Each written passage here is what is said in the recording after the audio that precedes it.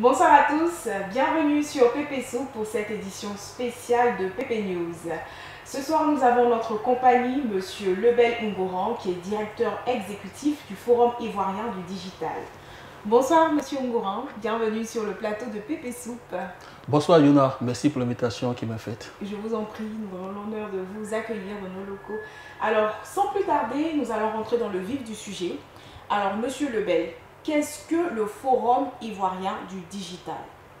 Le Forum ivoirien du digital est une initiative des jeunes Ivoiriens pour mettre en avant le digital et ses applications en Côte d'Ivoire.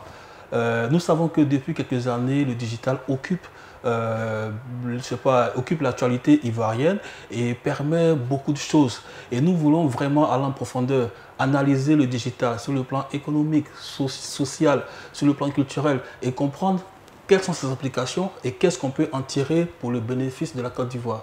Donc, c'est un forum qui réunit les experts, les utilisateurs et tous ceux qui sont vraiment des passionnés du digital. Justement, en parlant de digital, on ne peut évoquer le digital sans parler de coronavirus. Alors, quel est justement l'impact de cette crise sanitaire sur le digital, plus précisément en Côte d'Ivoire? Je pense que le coronavirus a été un élément déclencheur à, un boom du digital. C'est vrai qu'on avait une dynamique qui s'annonçait très bien, mais le coronavirus a été vraiment quelque chose de très, violent. Violent, c'est-à-dire il y a eu une cassure. Les entreprises qui ne pouvaient pas travailler, des gens qui ne pouvaient pas se rencontrer. Donc, il fallait trouver une alternative. Et le digital s'est imposé comme l'instrument qui permettait de travailler sans forcément se voir, de faire des virements bancaires, de signer des documents, de même régler des situations. Donc, on a connu un boom pendant l'année 2020 de tout ce qui est digital.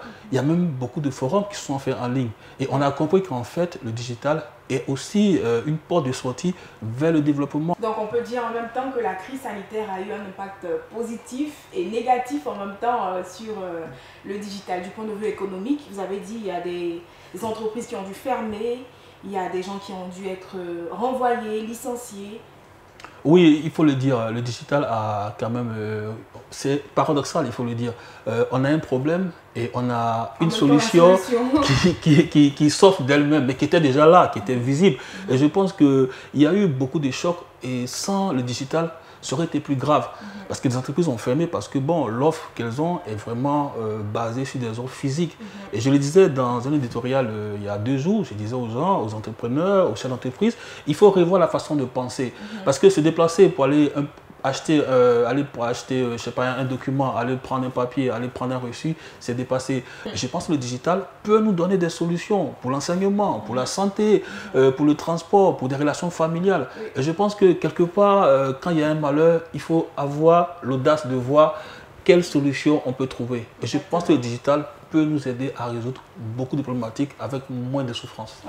Que pensez-vous d'abord des applications créées par nos développeurs ivoiriens? Est-ce qu'elles sont rentables? Pourquoi elles ne sont pas rentables? Comment les rendre rentables? Je pense que cette question elle est très intéressante parce que j'ai vu des applications qui sont nées en Côte d'Ivoire, on en a soutenu pas mal et on a vu qu'il y a un problème pour qu'elles décollent. Je suis de ceux qui pensent qu'il faut être critique sur des problèmes pour pouvoir avoir des solutions. Pour que l'application marche, il faut que déjà l'application puisse générer des fonds de sorte à ce que ceux qui les créent puissent en vivre. Le premier forum qui a eu lieu l'année passée avait pour thème pour un environnement responsable et sécurisé pour le digital. Je pense que nous avons, nous, en tant que, promoteur du forum, en tant que directeur exécutif, de lancer en fait une alerte, mais surtout de former les gens. Parce que la Côte d'Ivoire est déjà reconnue comme un pays qui n'a pas bonne presse en tout ce qui est piratage informatique, en tout ce qui est arnaque au sentiment. Oui, il faut le dire. Oui, et nous, dans le forum, à la première édition, on s'est dit qu'il fallait parler de l'environnement. Parce que si l'environnement n'est pas sain, qui va venir investir?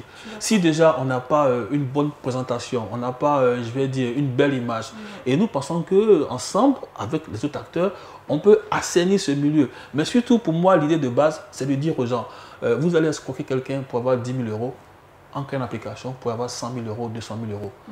et vous ne serez pas poursuivi par la police. Donc pourquoi pas ne pas convertir votre intelligence vers des secteurs du digital qui sont vraiment les secteurs qui sont légaux et qui apportent plus d'argent que d'aller en arnaquer. Je suis optimiste. Je pense qu'on peut amener cette jeunesse avec cette compétence à aller vers des mouvements, on va dire quoi, des actions plus positives avec le digital.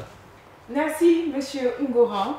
Je rappelle que le Forum ivoirien du digital aura lieu en septembre prochain, précisément le 3 septembre prochain, au plateau. Oui, au centre Serra UEMOA, de 9 h à 17 h. Donc tout le monde est invité. Tout le monde est invité, que vous soyez expert, chef d'entreprise, étudiant, élève. Vous rendez sur la plateforme du FID, fid.ci, vous vous inscrivez et après, on mettra les invitations en ligne. Vous pouvez les retirer et participer comme bon vous semble. Vous pouvez y participer soit en présentiel ou en ligne. Vous avez les deux options. Donc, il n'y a vraiment pas d'excuses pour rater ce forum. Vraiment pas d'excuses. Hein. Merci, Monsieur Ungoran, d'avoir accepté notre invitation sur le plateau de PP News. Chers Piments, c'est ici que se termine cette édition spéciale. À très bientôt.